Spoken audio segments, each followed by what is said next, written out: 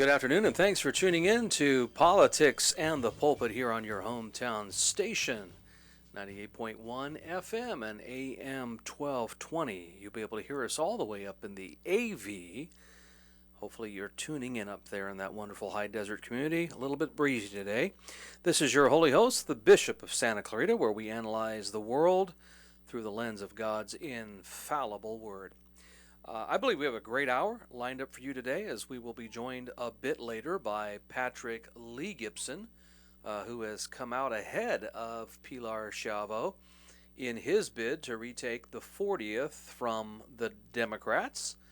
We'll also, just prior to Patrick coming on, go over the latest local election numbers and tell you where everyone stands, including the costly Measure 1 that Governor Gavin Newsom is attempting to foist upon an unweary California. But we'll do that in just a little bit, so looking forward to talking to Patrick a little later. Well, it is official. Both Donald Trump and Joe Biden are the respective nominees for the 2024 election season. Both Trump and Biden clinched their party's respective nomination yesterday during several primaries that were held in Georgia, Mississippi, Hawaii, and Washington. Now, I know that everyone keeps trying to convince us that neither Biden and Trump are popular choices. However, the voters seem to contradict that notion. As I mentioned last week after Super Tuesday, the excitement and the momentum seems to be on the side of Republicans, and specifically Donald Trump. I would even say that it transpired here in California as well, where all of the down ballot tickets and all the down ballot choices here in California actually saw some pretty decent boosts. Now, of course, we're in California. We're still counting. I think it's 37 days after Super Tuesday that the elections are finalized. I know, it's ridiculous. We're getting about 2 or 3 vote dumps a week, and things are fluctuating. But like I said earlier, we'll go through the local numbers just before Patrick comes on. But if you look at the numbers from yesterday, it seems very clearly that the Republicans and Donald Trump is where all the enthusiasm is. Now you say, how do I know that? Well, vote turnout doesn't lie. I just want to go over a few of the turnout numbers from yesterday's primary. It's kind of a mini Super Tuesday, if you will. But Donald Trump completely did great numbers in Georgia as opposed to Joe Biden. As of just about 4 hours ago, there was 89% reporting in the state of Georgia. I'm sure it might be a little bit higher than that now. Donald Trump has 496,010 votes, taking about 84% of the share of the vote there in the state of Georgia. By the way, Trump won every county in the state of Georgia. Now, I want you to compare that enthusiasm with the non-enthusiasm of Joe Biden. Joe Biden got 274,820 votes, which is about 95% of the share. But Marianne Williamson, who jumped back in, has 8,642, and Dean Phillips, who jumped out last week and endorsed President Trump, he ended up getting 5,254 votes. So if you add that against Joe Biden, you've got close to 14,000 votes that were against Joe Biden, that were uncommitted, if you will. And then if you compare Trump's numbers with Joe Biden's numbers, and Trump got more than half of the votes than Joe Biden did in the state of Georgia. Now remember, Biden won Georgia, if you believe everything that you remember hearing back in 2020. He won Georgia by less than 1%. Remember, it was 0.05, I believe it was. Let's move on. Mississippi. Donald Trump won 221,344 votes. which is 92% of the vote share in Mississippi. And if we compare that to Joe Biden, Joe Biden got a less than 100,000 votes in the state of Mississippi. Now, you say, what's the point? The point is there's really no enthusiasm for him. How about Washington? Washington, by the way, is a blue state, and Washington is actually the state that put put Donald Trump over yesterday. In the blue state of Washington, Donald Trump got 444,647,000. Now, that's with 79% reporting. I believe that Trump probably is going to get somewhere around 500,000 when it's all said and done. Now, Nikki Haley ended up getting 130,000 votes, just under 131,000, 21% of the vote. And that's because Washington is an open primary. Now, again, Donald Trump is probably going to get about 500,000 and some change when all of the precincts ultimately report. Joe Biden got 567,511 votes. Catch this. Dean Phillips got 20,000. Marianne Williamson got 17,000. And uncommitted in the state of Washington got 49,000 votes. Folks, if you count uncommitted Dean Phillips and Marianne Williamson's totals, we're talking about 70,000 people in Washington did not vote for Joe Biden in his own party. Folks, the enthusiasm is just not there. When it comes to Hawaii, now, Hawaii is an interesting state. Obviously, it has voted blue for a very, very long time. It's had a blue governor for, over 20 years at least, maybe longer. And I think the last time Hawaii was competitive was 1984 when Ronald Reagan won that state. I think he won it also in 80, but definitely in 84. But I think Hawaii might be one of those dark horse states that might be getting closer and closer to flipping for the Republicans, mainly because of the absence of Joe Biden during that Lahaina fire from a little over a year ago. It's so interesting to think because my family and I were there in 2022, I believe it was, there in Maui, visiting that wonderful little seaside town of Lahaina, and it was only about 6 months to 7 months later that those devastating fires came through there, and Joe Biden was basically the absent president during most of that. I don't even think he flew over there as quickly as he probably should have, and there's still lingering doubt about the whereabouts of children and all kinds of things, and even the local officials there were quite hapless during that whole situation. So Hawaii is an interesting state to look at for 2024. I don't expect it to turn red, but I do see Hawaii perhaps maybe lighting from a dark blue to a lighter blue. Donald Trump won 97% of the vote there, and Nikki Haley won 1.6%. 3,509, that's with 99% of the precincts reporting.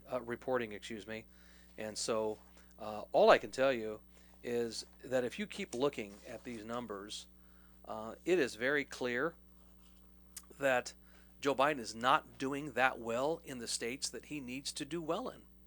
Listen, he needs Georgia, and it's very possible that Donald Trump is going to flip Georgia back to the Republicans and do so a bit more confidently than how we saw Georgia flip in 2020.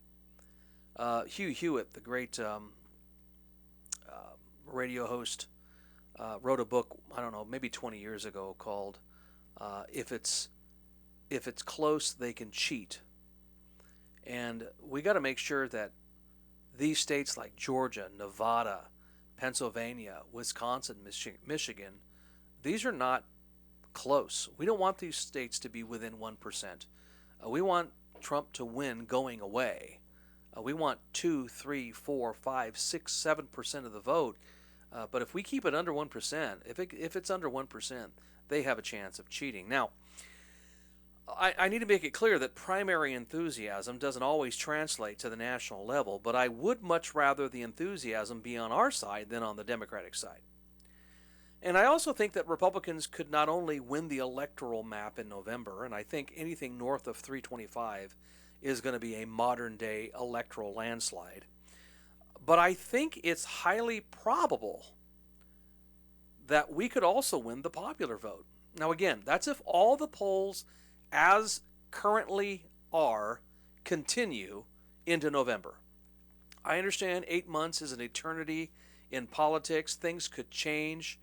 But if things trend the way they currently have been into November, it is possible that Donald Trump could not only come out with a north of 325 electoral vote victory, but he could also be the first modern American president, let's say of the 21st century, that also wins the popular vote. And I don't think Republicans have won the popular vote since either Ronald Reagan's 1984 victory or perhaps George H.W. Bush's victory in 1988 against George Dukakis. In fact, I think that might have been the last time. But the reason why I think it's possible, again, possible, that Trump could win the popular vote, if you look at these once deep blue states that Biden won overwhelmingly in 2020, they're not so blue this time around. Let me give you just a few examples. New Mexico. New Mexico has the largest voter registration for Hispanics. In fact, I think it's the state in the union who has that have the most Hispanics in it. But New Mexico is trending light blue and could even flip. Biden won New Mexico in 2020 by over 10 points. He's barely winning it right now with like 3 to 4 point lead over Donald H. Trump. Folks, New Mexico could flip. New York is not as dark blue this go around as it was 4 years ago and in times past. I think the 2022 midterms kind of started that process of kind of trending New York in a more red direction. Although I don't think New York is going to flip red. Don't get all excited. But I do think that it's definitely not as deep blue as it was in 2020 and in years gone by. Think about this. Illinois, that's the home state of Barack Obama. California, loony California. Oregon, New Hampshire, Virginia are all bleeding Democrat voters to either Trump or to a third-party option. You see, folks, Trump doesn't have to win California or New York. All he has to do is make the margin of victory closer. You see, Biden won California in 2020 by something like 29 votes, 29%, excuse me. I think Biden is only ahead by about 17 right now. 17%. What does that mean? That means that like 12 to 13% of the votes of the voters that Biden had in 2020 are not there with him in 2024. And they're either going to go to Trump or they're going to go to a third-party candidate. So that means if California and New York and that margin of victory in both of those states tend to be much closer this time around than they were in 2020, then it is very, very possible that Trump could win the Electoral College and the popular vote. Again, he doesn't have to flip California. He doesn't have to flip New York. He doesn't have to flip New Hampshire, Oregon, or Illinois, or Virginia. All he has to do is make those margins much closer in 2024 than they were in 2020. So if Trump closes the gap, it's very possible that he could eke out a popular vote victory. And by the way, wouldn't it be hilarious with all of the negativity and all of the never Trumpers out there, and you know who you are, that offer all their critiques and their utter disdain for Orange Man bad? Would it not just be the proverbial icing on the cake if Donald Trump, the Republican in this race, ends up not only winning a modern day electoral landslide somewhere north of 325, but also ends up being the first Republican since George H.W. Bush who ends up winning the popular vote? Folks, can you imagine heads exploding over at the Dispatch or at the Bulwark or certain opinion editors for National Review? Guys like George Will, Mona Charen, and David French, who we're going to talk about here on the other side of the break, and his latest article for the New York Times. How about David Brooks, Brett Stevens, all these never Trumpers out there that are encouraging Haley voters and moderate Democrats to just stick with Biden? These were guys that supposedly were on our side prior to Trump jumping in the race in 2016, and these guys have just completely lost it. But can you imagine how they would feel? Not the liberals and the leftists notwithstanding, how they're going to feel should Trump both win the electoral landslide as well as the popular vote in 2024. But can you imagine all these never Trumpers, the Liz Cheneys of the world, just absolutely trying to get over the fact that the guy that they've been trying to proverbially crucify ends up doing exactly what they have been wanting to do with a Republican for so long. When's the last time you heard of a Republican breaking the blue wall of Michigan, Wisconsin, and Pennsylvania? Trump did that in 2016. He barely lost those three states in 2020, and some of us assume and suspect that he probably won them. But the fact is, it would be interesting to see Trump winning both of those. When we come back, we're going to talk about a devastating article about the transgender movement and an article by David French when you catch it back here on Politics in the Pulpit. All right, we're back here live on Politics in the Pulpit on your hometown station. In just a few minutes, we'll be joined by Patick Lee Gipson on the line. But before we get to Patick Lee, I wanted to turn our attention to a devastating study. This is Hat Tip Red State, and this is actually a study that came out in 2021. And the title of the article is Devastating Study Blows Up the Entire Transgender Movement. Now, you heard all through the pandemic, follow the science, believe the science, all those wonderful little mantras that the left threw at us. And so I'm going to just simply use the same mantra back at the leftist and ask if they'll believe the science concerning this study.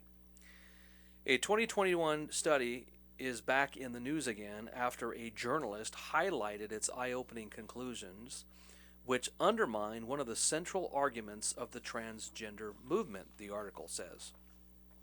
The study, which was carried out in California and published by the American Urological Association, found that men who had transgender surgery, technically referred to as a vaginoplasty, boy, that sounds exciting, I can't wait to see a picture of that, were more likely to commit suicide after the operation than before the operation. Its results were neatly summarized by health and science reporter Benjamin Ryan, who has written for a variety of liberal news outlets, including the Washington Post, the New York Times, and the Guardian, among others. And here's what he explained, this Benjamin Ryan guy. Quote, study finds that the attempted suicide rate among transgendered women who received a vaginoplasty in California was twice as high during the period after the surgery compared with the period before the surgery. The investigators analyzed data on all 868 people who received a vaginoplasty and 357 people who received a phalloplasty in California from 2012 through 2018. There were an average of 2 years of data before and after the surgery. Among those who received the vaginoplasty, again, I'd love to see a picture of that one, the rate of suicide attempts was twice as high after the surgery at 3.3% compared with before at 1.5%. Now, this article goes on to say, Ryan's explanation was echoed by the study's authors who wrote in their conclusion that although rates of psychiatric episodes were both high before and after the surgery, the risk of suicide is greater post-op.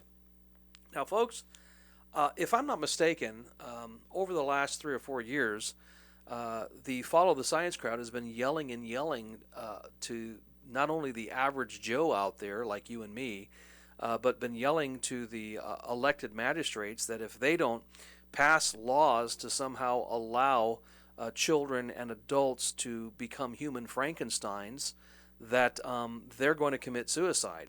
I remember being at a school board meeting not too long ago, hearing a bunch of kids, multi-hair-colored kids, plopping up in front of the microphone saying that their lives were on the line unless certain things fell into place legislatively for them.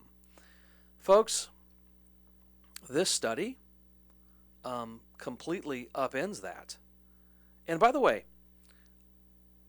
is the American Urological Association some sort of compromised organization with a bunch of fundamentalist evangelical Christian nationalists that are spearheading it?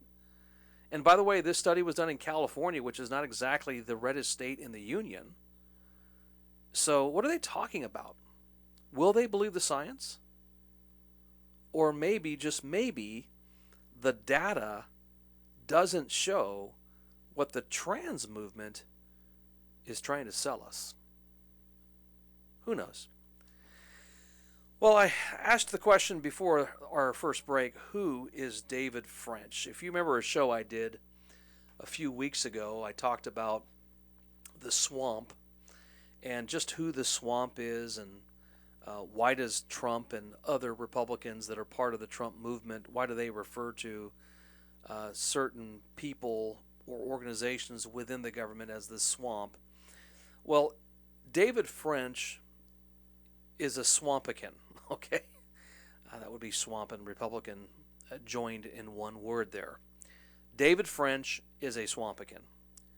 French is an opinion columnist with the New York Times who says that he's a Christian and that he's a conservative. Now,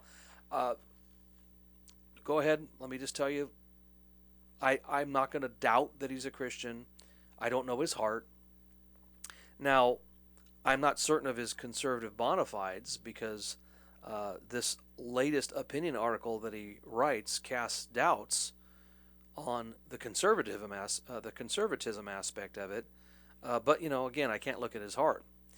But on March 10th, just a few days ago, French wrote this in the New York Times, quote, why Haley voters should support Biden. All right?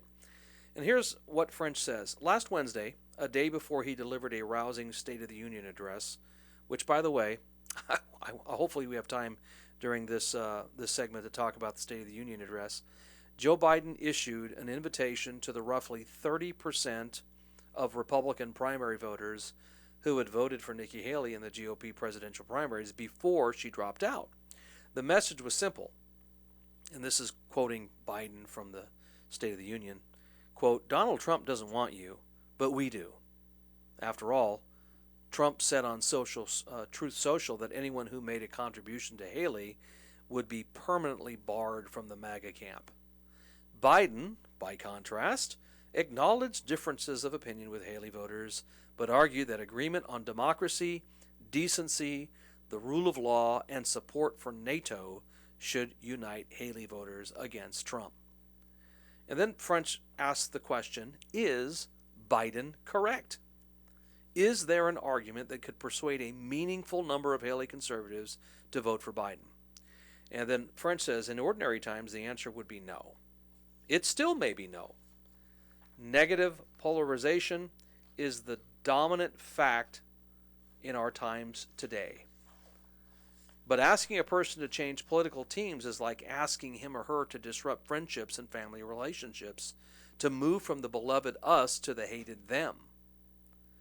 Now, however, it's the GOP that is sprinting away from Reagan and from Haley Republicans as fast as MAGA can carry it. Obviously, David French is one of those air quotes conservatives, air quotes Christians, who doesn't like Donald Trump. Now, I totally get it. I have Christian friends who cannot stand Donald Trump, and they have their reasoning. But guys like David French on the conservative Christian side, and men like Russell Moore in the Christian evangelical side, these were guys that were part of the, quote, cabal of trying to win back the 2020 election from Trump. There was a Times article written a year after the 2020 election, basically telling you, I think Molly Ball is the one who wrote it. Molly Ball is the one who wrote it. And it basically says at the beginning of the article something to the extent of there was this secret cabal of people. Now, some people will try to defend her and say, well, it wasn't really secret, it wasn't really a cabal, and those are just inflammatory words in order to kind of sell the article, if you will. Well, either way, guys like Russell Moore and guys like David French were part of that 2020 thing, and I would also suggest they were also in on 2016, trying to keep Trump from winning not only the nomination, but ultimately trying to get Hillary in there over Donald Trump. Folks, all I can tell you is this. Why would any self-respecting Christian conservative encourage anyone to vote for a party that is essentially a death cult? I'll give you a quick moment to think about that. David French, along with the writers of the Bulwark and the Dispatch, and some of the writers for National Review, even though I like a lot of what they write, they are examples of swampy Republicans who are clearly displaying Trump derangement syndrome. Man, that thing is a real sickness, folks. It is a real, genuine sickness. And when you have a, quote, Christian conservative like David French encouraging Haley voters, of which he says 30% of them should now move towards Biden, I'm assuming some of that 30% are a bunch of evangelical Christians, perhaps. Not many, but I'm sure there are some. Why would a, quote, Christian conservative encourage anyone to vote for a party that is essentially a death cult? David French is clearly affected by TDS, Trump derangement syndrome. Invariably, in the last 15 to 20 years, folks, Democrats are the party of transing kids, mutilating kids, and using kids in order to fuel their narrative. Listen to Pelosi in the last 20 years. Listen to any of these Democrats when they try to sell a bill, the way they appeal to the emotions of the public by saying it's for our kids. They'll always use and hide behind the kids to somehow further their leftist narrative, because they realize There are a bunch of people out there that are not thinking with the brain that God has given them, but simply just reacting based upon emotion. Well, for heaven's sakes, this bill is for the kids. I better get behind it. I better vote for it. I better start speaking to my friends about it.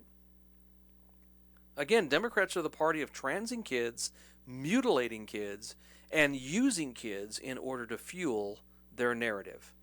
Now you say, preacher, what would be your reasoning for why you think a Christian conservative should never encourage other Christian conservatives, or conservatives in general, to vote for Democrats? Why are you so against voting for Democrats? Well, I would have to make a distinction, because obviously the Democratic Party has moved far, far left. And I have to also concede that the Republican Party has moved right, but I think in a better direction than where the Democratic Party has moved. I don't think John F. Kennedy and Harry S. Truman would feel welcome in the modern day Democratic Party. Robert F. Kennedy, who is running it now as an independent, if you remember, before October of 2023, ran as a Democrat until he switched and said, hey, I'm going to run as an independent. Why? Just as Reagan said back in the 1960s when he delivered that rousing speech at the Republican National Convention when they had nominated, I forget the guy's name right now, John McCain's predecessor there in Barry Goldwater, A Time for Choosing. He basically said, hey, I didn't leave the Democratic Party. The Democratic Party left me. Why would I never encourage folks to vote for a Democrat? Because Scripture tells me plainly to love thy neighbor. And encouraging others to vote Democrat is the opposite of loving my neighbor. You say, what do you mean? Well, if there's a candidate that is going to hurt my neighbor less, then I want to vote for that guy, as opposed to the candidate that's going to hurt my neighbor the most. Now, I'd prefer to have a candidate that won't hurt my neighbor at all. The only problem is it doesn't matter. You're not going to find that perfect candidate in any party, and definitely not a Republican either. I mean, some of the Christian friends that are expressing doubt of voting for Trump in 2024, the same principles they're applying for Trump they wouldn't vote for Reagan either. And some of these guys totally realize that. But listen, I'm compelled to love my neighbor. The basic New Testament Christian doctrine can be summed up in love God with all your heart, mind, body, and soul, and to love your neighbor as yourself. And if I am given a binary choice between Biden and Trump, I see clearly one of those candidates is going to hurt my neighbor less. And that is the guy that I want to run the country. I do not think America can survive another 4 years of Biden. And I think we all know down deep in our heart that Biden is not the one really in charge. If you saw the State of the Union last Thursday and then saw Biden's behavior a day before that and then saw Biden in Pennsylvania the day after, it is very clear that something was given to that man in order to have him, I don't know, look a little more alive, yet he was still slurring his words. Go back and listen to that State of the Union. He was still slurring his words. He was up way past his bedtime. I read an article, I don't know if it was in Red State or Town Hall or maybe even Drudge Report. Oh, be careful about Drudge Report. Were suggesting that that something was given indeed to Biden in order to kind of liven him up. I don't know. Conspiracies abound what they're doing to the guy, you know? But the fact is, if Biden wins and the team around him that's been pushing his progressive agenda wins, they will now have 4 years completely unfettered and untethered to an election, meaning that whatever they do, they won't have to face the voters. Why? Because Biden won't make it another 4 years. Or maybe their desire is to keep him, allow him to win in November, even though I doubt that he will, but stranger things have happened, and then switch him out somehow in that first year. I don't know. Hey, when we come back, we'll be talking to Patick Lee Gipson and the 40th District when we come back here in Politics in the Pulpit. All right, we're back here live on our final segment of Politics in the Pulpit here on your hometown station. And we have on the line with us today Patick Lee Gipson, who is running for the 40th Assembly District, attempting to unseat Pilar Schiavo. Patick Lee, how are you? I'm doing good. Thanks for having me on, Jerry. It's always a blessing and never a curse to be on the show with you. So thank you for having me on. I'm glad that your team allowed you to come on today. So say thank you to Noonie. Will do. Yes. Hopefully she's listening, and I get it right this time. So yes, absolutely. So obviously we are a little over a week away from Super Tuesday. It's actually a week and 1 day now, and we are still counting votes, right? And yeah, they're still going, and there's still about 20% withstanding, depending on which precincts you're looking at here. And a few days ago, Pilar was about 3 or 4 points behind you. Now it's tightened up a little bit more. But the good thing is you are ahead by a good solid 1.5, almost 2 points. And I'll bet you were completely surprised. Tell the listeners a little bit about your feelings last Tuesday night when those first set of numbers came in. Well, I went to bed because we were down by, I think, 1,500 points, 1,500 votes, and I was like, oh, okay, well, if you know me, so I'm kind of like, oh, I'm not worried about it. I need to get sleep. Here comes 2 o'clock in the morning, 2:02, I guess, when the update came out, and I get a call at 2:15 in the morning from another friend of mine screaming and yelling at me. I'm half awake, ripping myself out of bed, and he goes, you won. I'm like, what? I look at my phone, and I'm still looking at the bottom line. I go, no, I haven't made it there yet. I was looking at Pilar's numbers. Yeah. And I had gone to the top, and I was floored.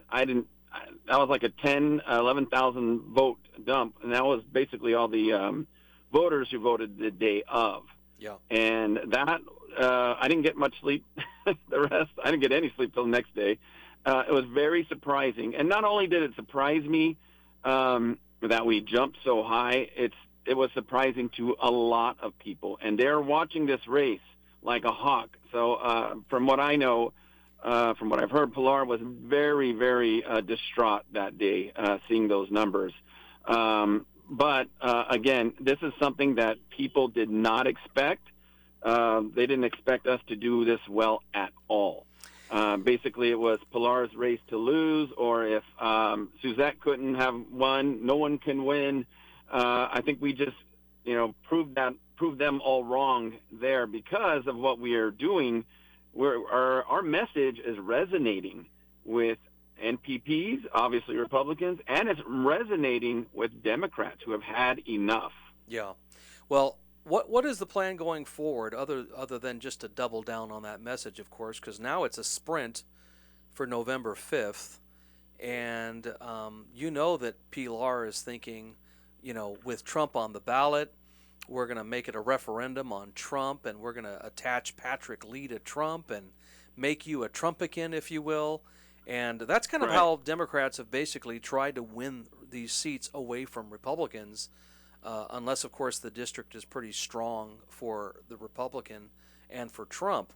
But we know that the district that you're attempting to win back, I think, is D+9, if I'm not mistaken. Is that right? 13. Okay. D13. Well, that's better? Of course not. And so if you end up winning this, which, of course, it's a winnable seat. Suzette had it just a few years ago and only lost it by less than 560 votes in 2018. 2020, whenever it was, or 2022, I forget exactly. But 522, yeah. yeah, so the fact is, this is a winnable seat. So what's the plan going forward, Patrick? Well, just kind of going on what you said before, they try to put me with the Trumper thing, whatever. You know what? You said it before earlier in the show today, is that presidential race doesn't really affect here in California. So do I expect Trump to come and save us here? No, we have to do that ourselves. You can vote for Trump all you like. That's great. But the real hard-nosed thing to do is take back our California. So there's people fighting for it like myself. There's a lot of other people there, and we have to rely on each other for this.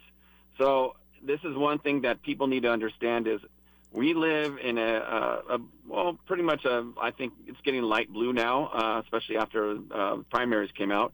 We live in a light blue state, and we really need to understand it's not, I always say it's not about light blue, red, whatever. I think a lot of people are becoming more conservative now and understanding that what's going on with our finances, with our public safety, we don't have them anymore. We don't have enough money to pay our taxes, or your insurance companies, they're leaving, and how are we going to insure our homes? Those guys are leaving, and they're not doing it anymore. So I think a lot of people are starting to understand is if you want your business broken into, if you want your home broken into, then you will vote for the other side, whichever it is. One of the things, a lot of people are waking up for that. One of the things that I always look at as a barometer is these bond measures, which bond is just another word for taxes. But Prop 1, Measure 1 came out. Gavin was all for it. There were commercials everywhere for Prop 1 and for this bonds for mental health treatment of facilities. And I'm looking at this, and the updated numbers today, Patrick, are 50-50. That's amazing. Yeah. The fact that Californians are saying no to a bond, they're saying no to Gavin Newsom. By the way, Gavin's numbers just went down to 47%, which is the first time in a long time he's fallen below 50% in approval ratings. And if I look at all these numbers, Adam Schiff actually lost to Steve Garvey for the partial unexpired term for U.S. Senate, and Schiff is only 1 point ahead of Garvey for the U.S. Senate full term. So it tells me that a lot more conservative-minded people, they may not have been Republican, but a lot more conservative-minded people voted last Tuesday, and I think those numbers bear that out. What say you? I agree, and that's definitely what we've been seeing, and it's only going to start getting. Look, we are at a $73 billion deficit, and they want to give us another bond, a tax, and then on top of that, they just 2031 giving help to illegal immigrants that just got pulled, right? Serious crimes. That didn't go through because the author pulled it back because it got too much pushback. Yeah, I was one of those guys. To increase. Yes, good. I'm glad you are. You have to be. We cannot sustain $73 billion, let alone, I'm saying this, my thing is probably going to double because of what's going on with Newsom. How do we survive here in California with continually being taxed? Because another bond, Patrick, real quick, Patrick, we're coming to the end of the show here. Give us your website so people can support you. That is Gipson, G-I-P, as in Paul, S-O-N, the number 4, assembly.com, Gipson4assembly.com. Please come and help. We need you. We can turn this thing around, and we can get our state back. Hey, Patrick, thanks for joining Politics in the Pulpit today. We'll have you back, I'm sure, several times before November 5th. Lord bless you, my friend. We'll catch the rest of you next week here on Politics in the Pulpit.